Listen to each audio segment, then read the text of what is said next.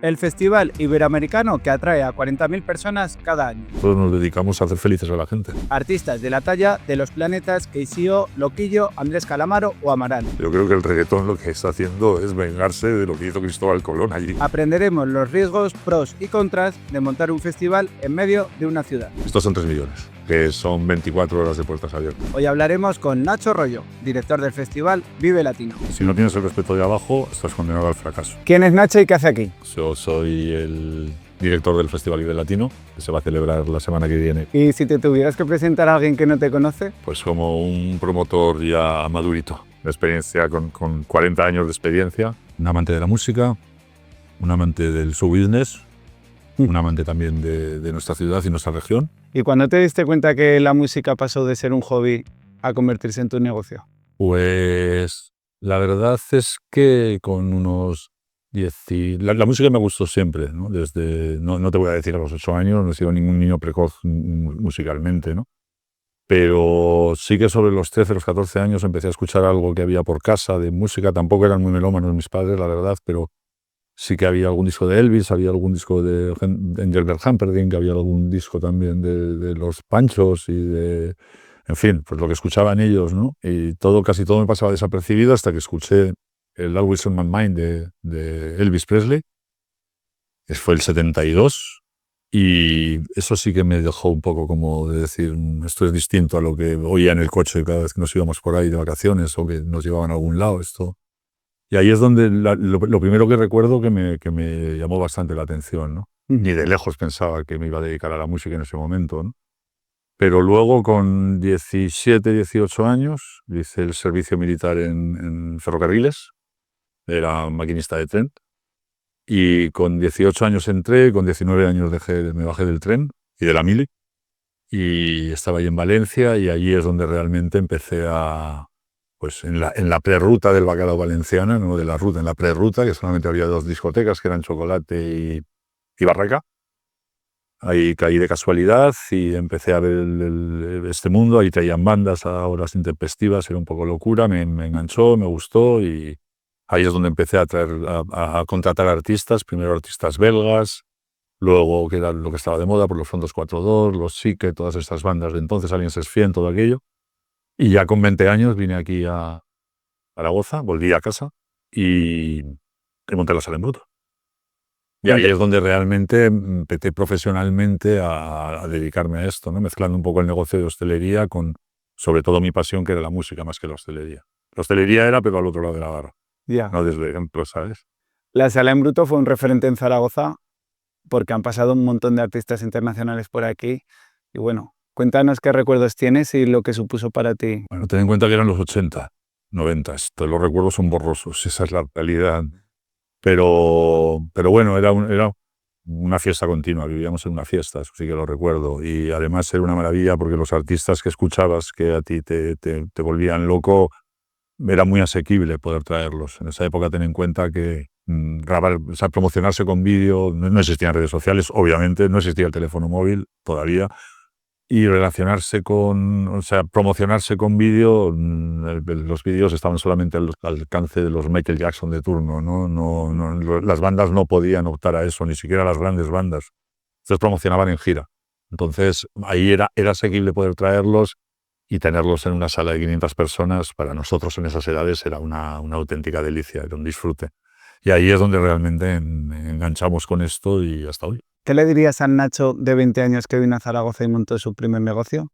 Una frase. Pues le diría que hiciera lo mismo, pero cuidándose más el hígado. Eso es lo que le diría. Solamente eso. No, fuera de bromas. Le diría que muchos disgustos que dan los negocios y el emprender desde joven, muchos disgustos que dan con la perspectiva del tiempo no tienen importancia. O sea, le diría que no sufrirá tanto cuando vienen mal dadas, porque vienen en muchas ocasiones mal dadas, esos son los negocios. Si tú emprendes, bueno, tú lo sabes, haces una cosa y automáticamente cuando ya está funcionando estás pensando en otra cosa y luego piensas en otra cosa, alguna va a salir mal. Y normalmente viene a salir mal en la que más ilusión has puesto, ese aprendizaje de vida. Y entonces, eso sí que me arrepiento de haber sufrido en demasía. Ahora mismo me doy cuenta que pasé muy malos momentos en mi vida sin tener por qué haberlos pasado. No era tan importante. Noches sin dormir, de darle vueltas a la cabeza. Sí, muchas. Más que sin dormir, despertándote pronto con esa idea en la cabeza. Eso es continuo, todavía me pasa ahora. Yo ahora, en esta semana que es frenética con el festival, pues a las 5 o 6 de la mañana te despiertas y tienes en la cabeza si han cubierto el escenario, si va a llover, si este artista va a llegar a tiempo, si el otro en la prueba de sonido le va a aceptar, si está todo bien. Eso es inevitable. Si no tienes preocupación, no vas a triunfar nunca. Porque los emprendedores somos así, ¿verdad? Hacemos una cosa y ya estás pensando en la siguiente. No te acomodas. Y eso es bonito. Y eso es un consejo también. Lo que pasa es que eso es un camino de espinas.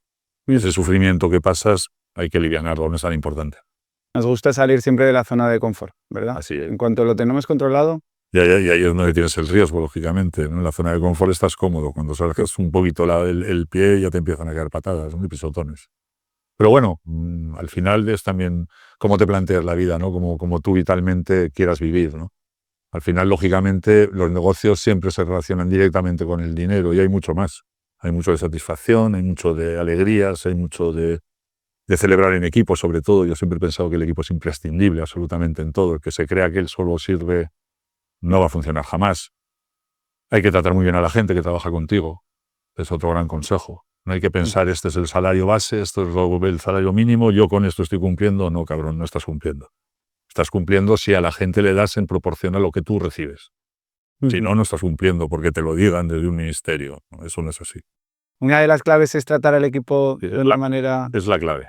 ¿Sí? No es una de las claves, es la clave. Es la clave. Lo principal es de la gente que te rodeas y que esa gente que te rodeas te respete y te entienda. Cuando tú llegas y ya das una... Como jefe, te toca el organizar. Entonces, en cuanto tú das una orden o algo para que se ejecute, has alcanzado el éxito cuando esa persona a la que se la encargas no entiende lo que le estás encargando, pero lo hace porque confía en lo que tú le estás diciendo. Y eso solamente se hace cuando tienes equipo y tratas a la gente como merece. Entonces aquí mismo tenéis un ejemplo, hay cientos de personas trabajando, pregúntales por dirección y verás lo que te dicen. Por eso están.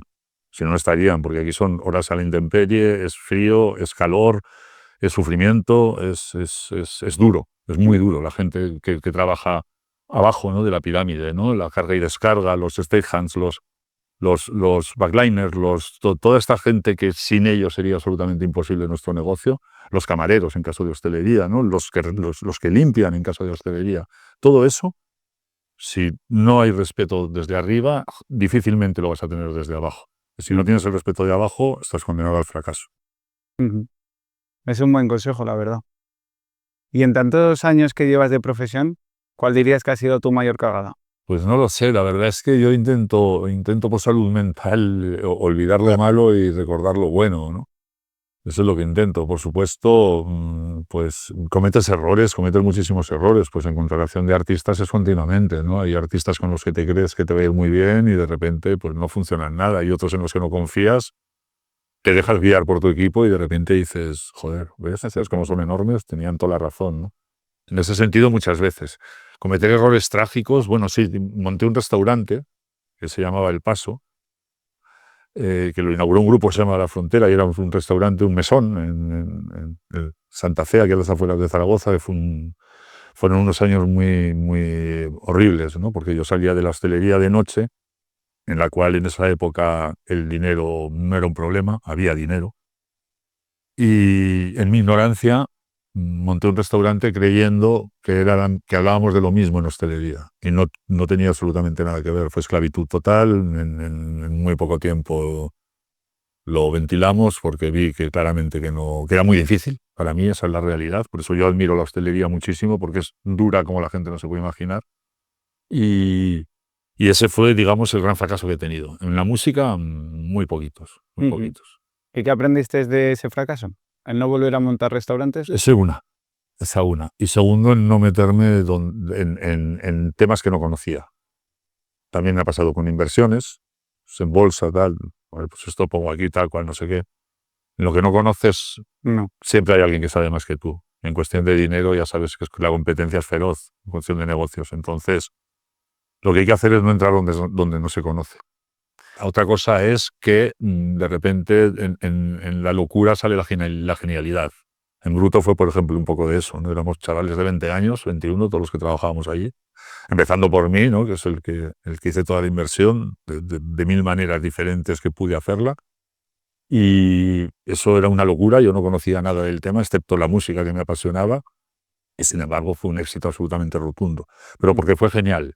No hice el mismo bar que tenía a la izquierda y que tenía a la derecha. Fue una cosa absolutamente diferente. En el caso del restaurante, del Paso, sí que hicimos el mismo restaurante que había en un sitio y en otro. Que aún así también artísticamente era distinto, ¿no? Porque recreaba totalmente, se llamaba El Paso y estaba en el monasterio de Santa Fe. Entonces era como una paridera de ovejas, lo convertimos en restaurante. Quedó muy bonito, pero tienes que dar bien de comer y tienes que saber lo que es la hostelería y lo duro que es trabajar 13 horas diarias, día tras día tras día, sin fiestas, sin nada. Y realmente ahí sí que nos metimos donde no nos llamaban, ¿no? De alguna manera. Y trabajando con tantos artistas, imprevistos siempre suelen surgir. Sí, y cuando no depende de ti, todo el rato. pues todo más. el rato. Ten en cuenta que cuando estás de gira, por ejemplo, una cosa es el promotor, que es donde estoy ahora mismo, pero yo he sido manager durante 23 años por todo el mundo. Y entonces las giras pues son imprevisibles, porque o sea, llegas a un aeropuerto, no sale el avión, ahí te quedas. Vas con 3,5 toneladas de equipo y haces 120 conciertos al año en 19 países diferentes. Entonces estás todo el día en un puro carrusel, ¿no? Que levantas de la cama y tienes que mirar, bueno, ahora ya no, porque antes había cajas de cerillas con un cenicero en la mesilla. Entonces yo recuerdo levantarme y mirar la caja de cerillas para saber dónde estaba. De cómo es, no saber, pero ya no la ciudad, el país, ¿no? Porque de repente, pues en Latinoamérica en una semana estás en 6 países de Centroamérica, ¿no? Entonces, sí, pero bueno, para todo hay épocas, ¿no? Ahora ya no podría, pero cuando empecé yo como manager a girar, empecé con 35 años y lo terminé en la pandemia, cuando pasó la pandemia y ya decidí, fin. Y bueno, esa época la considero como la más importante y más madura de toda mi vida, la que más me ha enseñado, lógicamente. Sí. Viajar te abre la mente. ¿Y qué prefieres, ser promotor o manager? Todos son épocas. Ahora promotor. Ahora promotor. Sí, hace 15 años manager. Manager. Y hace 30 promotor. Realmente promotor nunca he dejado de ser. Pero sí que tenía toda mi capacidad profesional volcada con el artista, con Enrique Bunbury. Y entonces sí que cuando teníamos tiempo libre, pues yo hacía algo de promotor. De hecho, pues desde los Rolling Stones hasta Iggy Pop, Aerosmith, Gloria Estefan, Shakira, o sea, prácticamente Metallica, prácticamente todo lo que ha venido aquí, la reunificación de Héroes del Silencio. Pues todo esto lo he hecho en paralelo con la carrera de Enrique. Pero sí que la carrera de Enrique era mi prioridad. Nunca dejé de ser promotor y ahora me dedico solamente a ser promotor. Para trabajar con estos artistas, tienen que confiar mucho en ti o Obvio. en Y tu tú en ellos. empresa. Y tú en ellos. Porque Sí. este tipo de artistas no confían en todas las empresas, ¿no? No, y aparte también son circunstancias en la vida, ¿no? Al final es como si hubiera unos caminos así que de repente por lo que sea te cruzas ahí, son casualidades y ahí llegas, ¿no? Entonces, pues sí, es una cuestión de confianza, es una cuestión también de profesionalidad y sobre todo es una cuestión de empezar y que te guste. Que te guste es imprescindible, ¿no? Y tener una buena relación y una buena unión con el artista, ¿no? Una buena sincronía.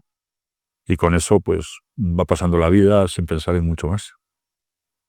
Ganar va a ser una velocidad frenética, ¿no? Entonces tampoco tienes ni tiempo para pensar qué voy a hacer, ¿no? Se te pasan los años como si fueran días, ¿no? ¿Hablamos de Vive?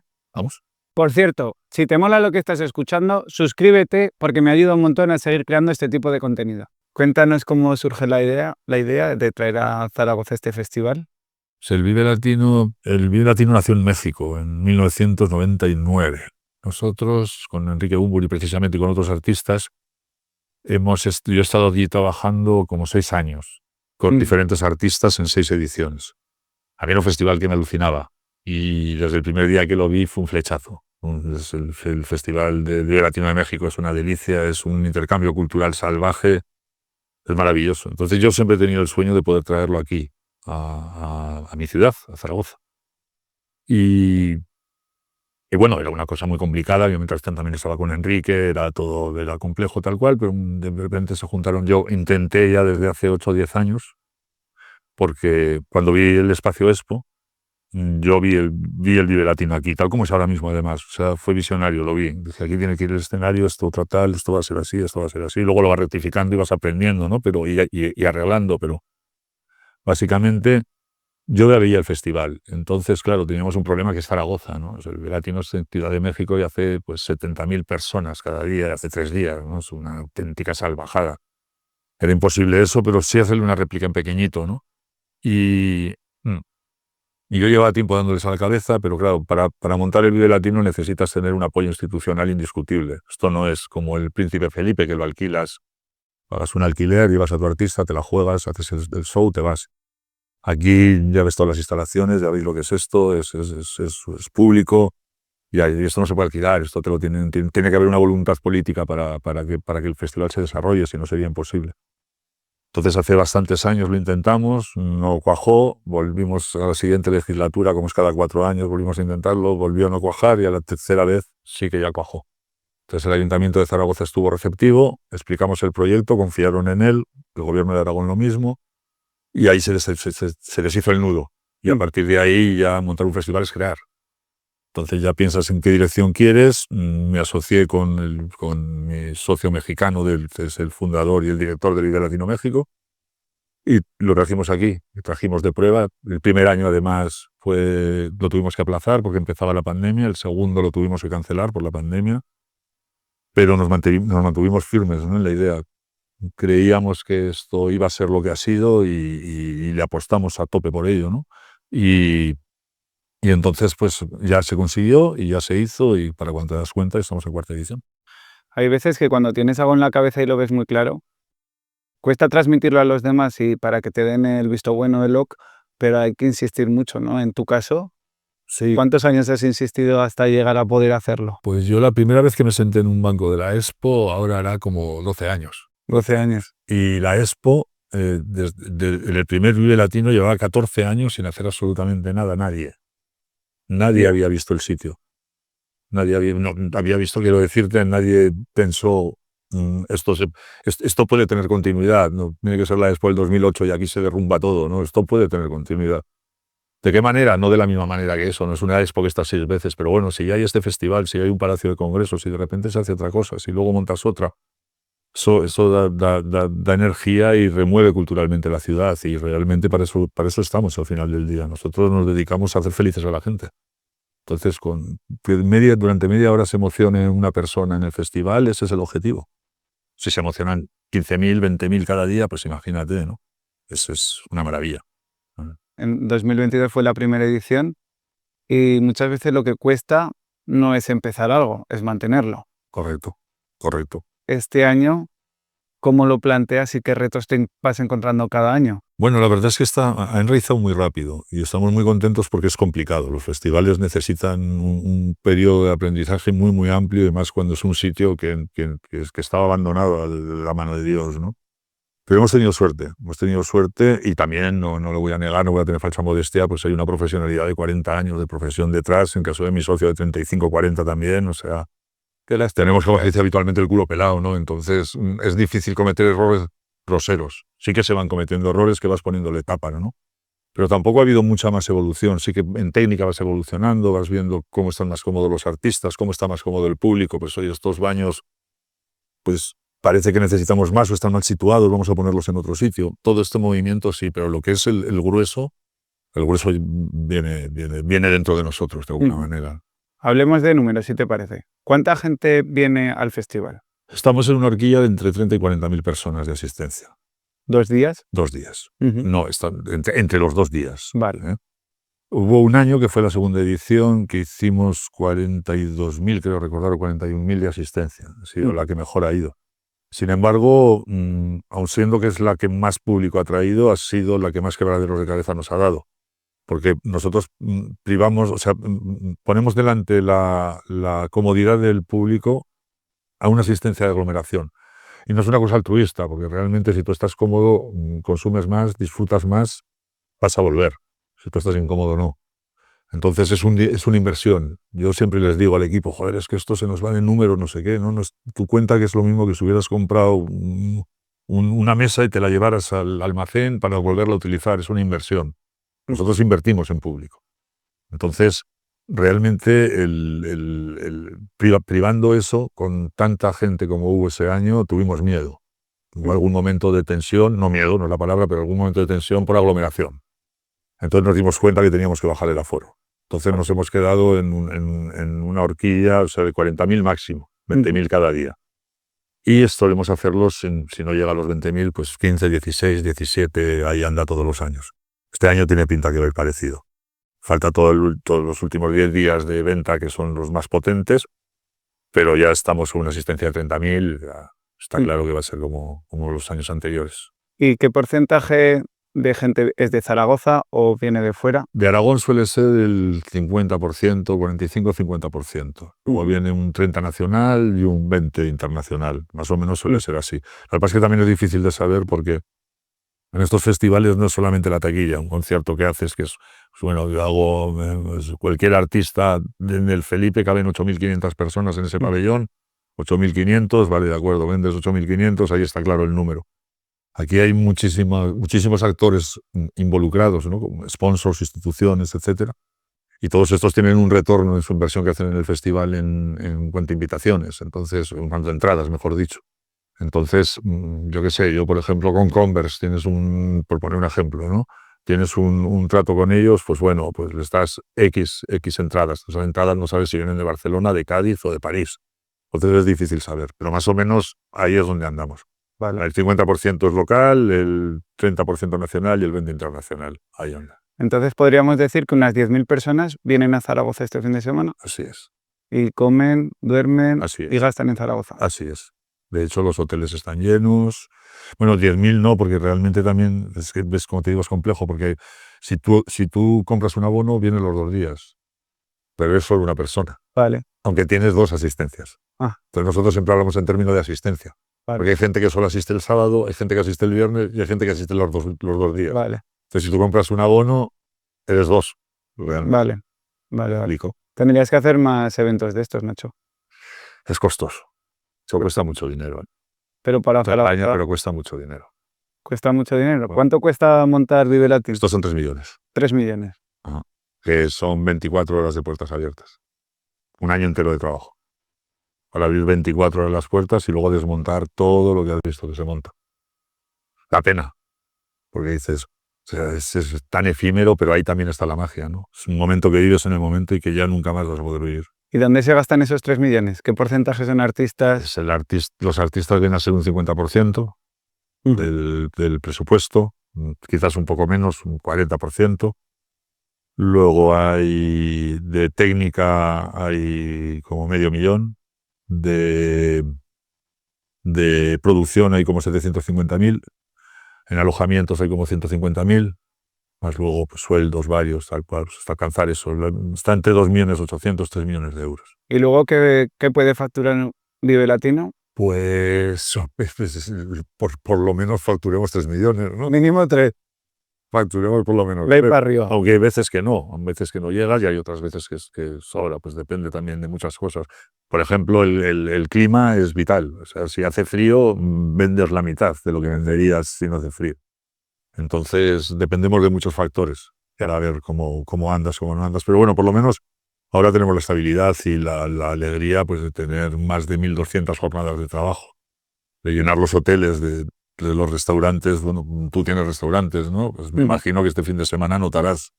Además hay uno bien cerca de aquí. Notarás más afluencia, sí. Imagino. Entonces, pues así...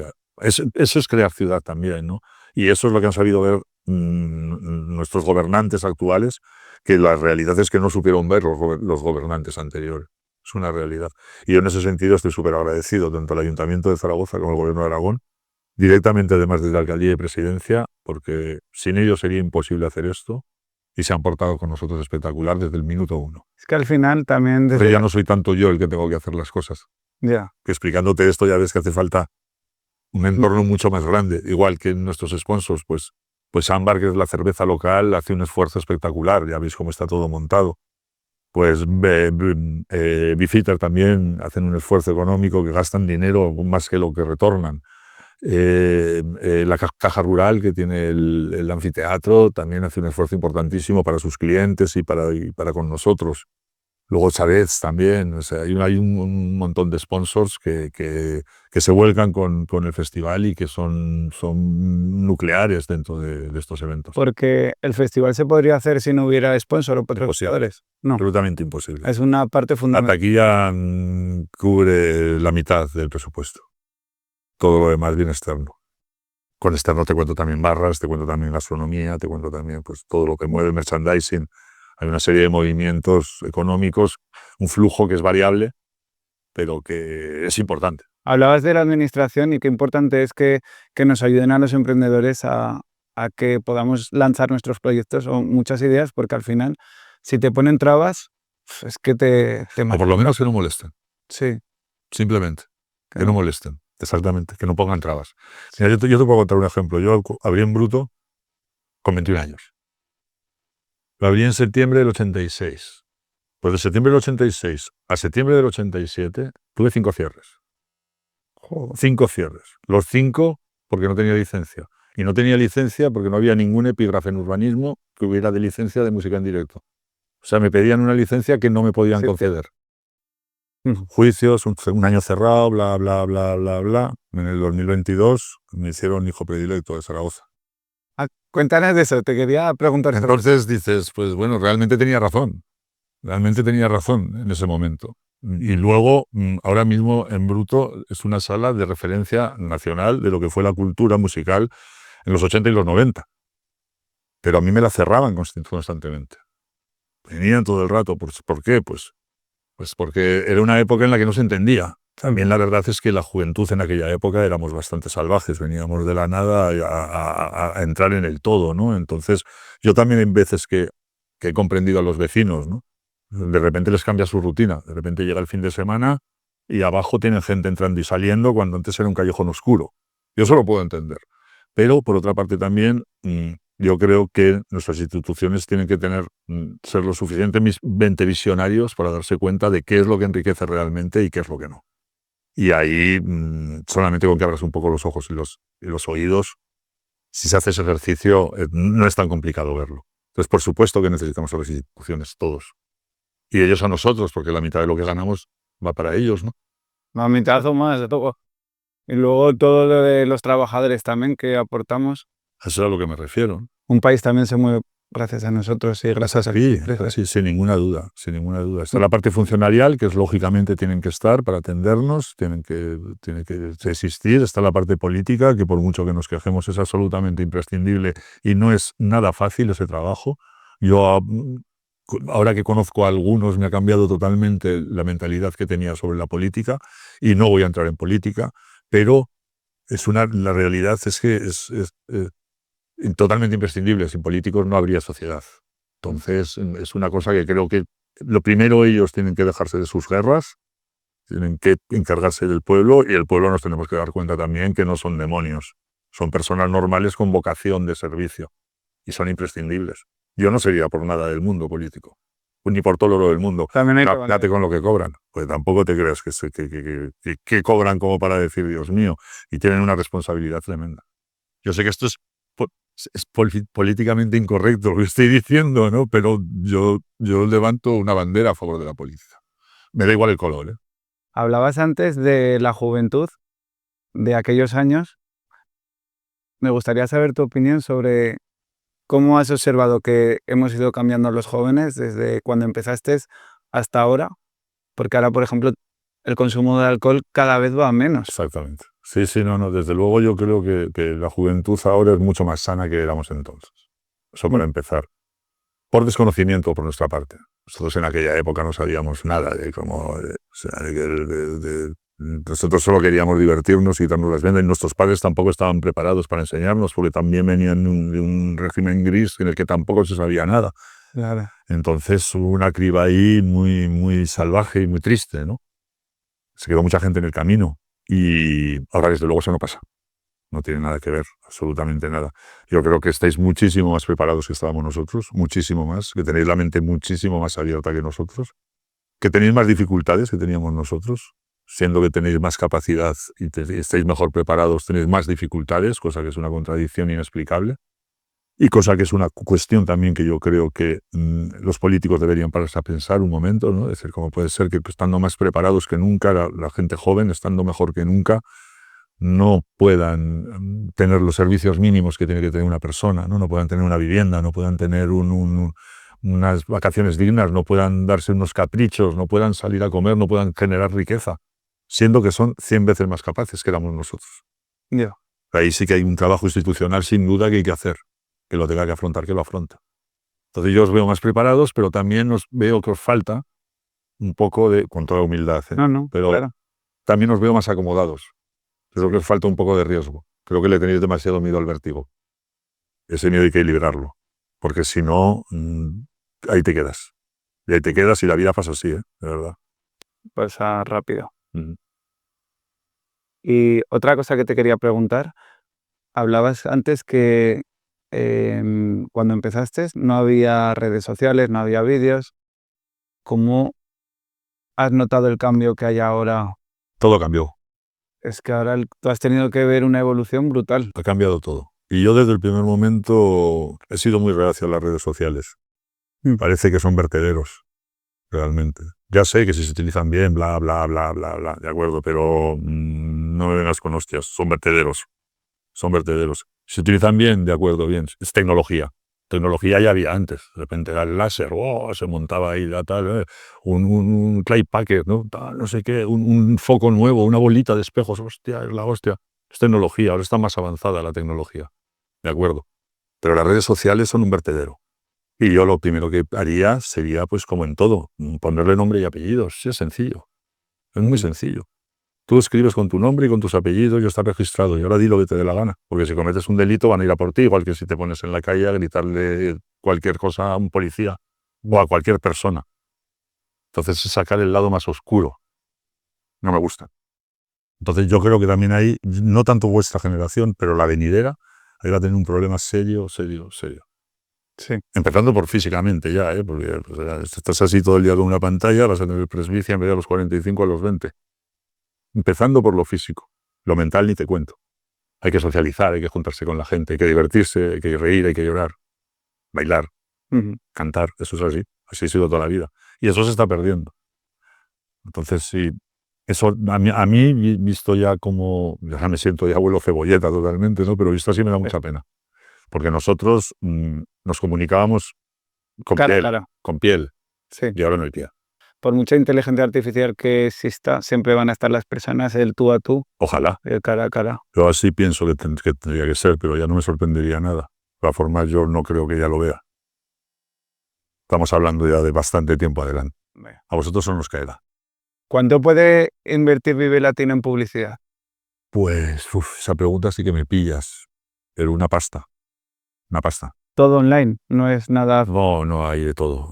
Y vas a la estación, verás que mismo hay una carta de 30 metros cuadrados del Vive y estás en los MUPIs en la ciudad, y estás en la radio, y estás en la prensa. Estás online, por supuesto. Pero mucho Es un dinero. global. No sé, es que no te digo la cifra, ya ves que no tengo reparos en hablar de dinero, pero no recuerdo exactamente, que pueden ser 75.000 euros.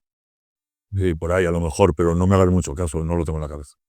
¿Cuál es el margen real de beneficio que debe tener un festival para que sea un éxito? Depende. Nosotros es que somos artesanos, o sea, la realidad. El 99% de los festivales los tienen fondos de inversión y es un sistema como muy funcional. Se convierte más en un negocio financiero más que en un negocio de piel.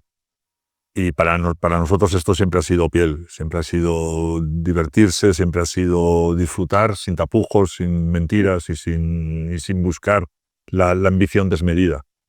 Ahora mismo este negocio nuestro se ha convertido en eso, en ambición desmedida. Y hay mucho intruso que entra por beneficios fiscales y hay muchos líos ahí que a mí me tiran un poquito para atrás. No, se están perdiendo un poco los códigos en esta profesión y a mí me da mucha pena porque yo aprendí esta profesión con códigos. Porque a la hora de elegir un artista, ¿qué pesa más? ¿El valor musical que tiene ese artista o la tabla de Excel? Es que es muy difícil esto que me preguntas, porque hablamos de música y la música es arte, entonces estamos hablando de arte. ¿Cómo monetizas el arte? muy complicado, no es material, y a ti te gustará una cosa y a mí me gustará otra, y lo que a ti te guste a mí no me gustará ni ver, y sin embargo tal, yo el reggaetón es una cosa que no puedo con él, con el autotune se me va la vida, y sin embargo a la gente le encanta, ¿no? Y yo lo respeto, y aunque yo pienso que nos están devolviendo la conquista, yo creo que el reggaetón lo que está haciendo es vengarse de lo que hizo Cristóbal Colón allí. Esa es mi opinión. Pero a la gente le gusta y la gente lo ve. Entonces, si vas por Eiffel, tienes que traer autotune. Pero yo no estoy en esa porque yo, la verdad, nosotros le ponemos un poquito de corazón y un poquito de piel al negocio. No le ponemos solamente registradoras y contables, ¿no? También en Vive Latino os caracterizáis porque traéis muchos artistas emergentes que están empezando y les dais voz. Uh-huh. Así es. Así es porque nosotros teníamos 3 tipos de artistas muy claramente definidos, ¿no? Uno son los locales. Estamos en Zaragoza, estamos en Aragón, tiene que haber representación local y tiene que tener una representación importante, no un artista por compromiso, no. Entonces, esos artistas siempre hemos sabido que hay que contar con ellos y siempre contamos con ellos y siempre hay 7, 8, 9 bandas de locales que ya por 4 años se iban, son 36 artistas ya que han podido tocar con los máximos medios, con los mismos medios con los que tocan los grandes cabezas de cartel, y eso es imprescindible para nosotros. Y luego buscamos pues que sea poliédrico, ¿no? O sea, que haya muchas aristas, que pueda englobar muchos estilos musicales, ¿no? Y eso es lo que hacemos y sobre eso nos basamos. Entonces hay una parte internacional, una parte nacional y una parte local. Y en cuanto a artistas emergentes, pues buscamos en todos los sitios artistas que puedan venir y darles oportunidad de mostrarse en un escenario como este. Pues este año, por ejemplo, está Puño Dragón, Alcalá Norte, que son 2 artistas que están haciendo salas de 100 personas. Bueno, Alcalá Norte ya está más grandecito, ¿no? Pero son emergentes, están empezando ahora mismo y bueno, les das oportunidad de tocar con el mismo equipo que toca Amaral o que toca KCO, ¿me explico? Entonces, eso es importante para ellos y eso afianza su crecimiento.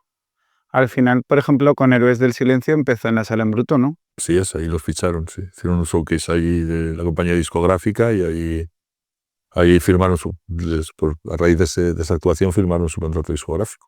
Uh-huh. Así es. Todas las bandas nacen en las salas. Luego pueden llegar hasta el infinito o no. Eso es. ¿Alguno de los que está hoy aquí, dentro de 10 años? Estará. Así es. Porque, ¿cómo te imaginas los festivales dentro de 10 años? No llego tan lejos. No te peso. Decir, Todavía no me he puesto a pensar en el del año que viene, ¿no? Pues hasta el día 7, nada. Estoy de año en año. Preguntar dentro de 9. ¿y el futuro de Vive Latino? Pues bueno, mientras estemos con ganas y mientras la salud nos lo permita, porque ya a estas edades empiezas ya a pensar en eso. Y mientras, como te decía, las instituciones y la ciudad abracen el festival, yo creo que tenemos festival para largo. Pero dependemos de muchos factores. Si fuera por nuestra parte, te diría 100% años. Pero depende de muchos factores. Depende también de las agendas de los artistas, del caché que quieran cobrar, de cómo esté la cosa. Depende de muchas cosas. Entonces es difícil garantizar un futuro en esta profesión. Pero de siempre, ¿eh? No es una cosa de ahora. Eso es de siempre. Tienes que ir paso a paso. Porque tú te querrías jubilar y decir, ya no trabajo más. Sí. ¿Sí? Sí. Eso lo estoy pensando. Lo que ocurre es que siempre hay algo. Siempre hay algo. Y piensas, he bajado muchísimo el listón, he dejado de pisar el acelerador muchísimo, no tiene nada que ver mi vida ahora mismo con mi vida hace 10 años, absolutamente nada que ver. Ahora estoy muy tranquilo, muy relajado, estoy viviendo ya en mi ciudad ya estable, por fin, porque mi vida ha sido estar todo el rato por ahí. Y estoy cómodo con el festival, estoy cómodo. Entonces, aparte del festival, pues hago otros conciertos, hago otras cosas, muy puntuales, las elijo muy bien, algo que no me desgaste, eso ya lo sé hacer, y que no me desgaste excesivamente, quiero decir. Y bueno, estoy bien. Lo que ocurre es que sí que también, viendo la velocidad que pasa la vida, dices, pues bueno, en algún momento hay que parar y disfrutar de la familia y disfrutar de otras cosas que no has podido disfrutar hasta ahora en la vida, ¿no? Y también el cuerpo te lo pide, o sea, quiero decir, lo de la jubilación es un proceso natural. Entonces, o sea, cada uno ve el momento que considera oportuno. Hay gente que le gusta trabajar más que a nada en la vida. Pues ese no se jubilará nunca. Hay otros que dicen, estoy contando la hora para terminar y irme a mi huerto a plantar tomates. Pues ole por ellos. Eso es cuestión vital de cada uno. ¿Porque la familia te ha apoyado siempre? Sí, Sí. he tenido esa suerte, sí. Sí. Es He tenido la suerte que no me dejaran solo. Y es muy difícil. compaginar, ¿verdad? Es muy difícil, sí. Es muy difícil porque vives en una montaña rusa, es un tío vivo, ¿no? Entonces estás continuamente en valle, en pico, en valle, en pico, en valle, en pico, y eso la persona que tienes al lado, las personas que tienes al lado, la gente que realmente te quiere, pues es duro para ellos también, ¿no? Es duro. Entonces, en ese sentido, me han apoyado muchísimo desde siempre y feliz. Ujú. feliz. ¿Y qué consejo podrías darnos porque a mí, por ejemplo, lo que me pasa es que cuando yo llevo una idea en la cabeza, se la cuenta a todo el mundo y casi que le taladro la cabeza, ¿sabes? Y ahora ya he aprendido con el tiempo a decir, hasta que no lleve una semana o 10 días dándole vueltas a lo mismo, no lo cuento. Muy bien, sí, está bien. Es difícil. Porque sí. Es difícil porque tienes ganas de contarlo y de exponerlo rápidamente, pero sí que es cierto que primero tienes que reposar tú y tienes que pensar y tienes que analizar. Y la juventud te lleva a tener la sangre caliente. Eso es así, ¿no? Cuando eres más mayor tienes la sangre más fría. Pues hay que intentar enfriar un poco. Con los años te vas calmando. Sí, lógicamente. Y las vas viendo venir de más lejos. Si vas como pollo sin cabeza, te caen por todos lados. Te quedas sentado esperando, los ves venir. Bueno, pues muchas gracias, Nacho. Ha sido un placer y hemos aprendido un montón. Muchas gracias a vosotros. Cuando queráis, ya sabéis, aquí estoy. Que vaya muy bien el festival.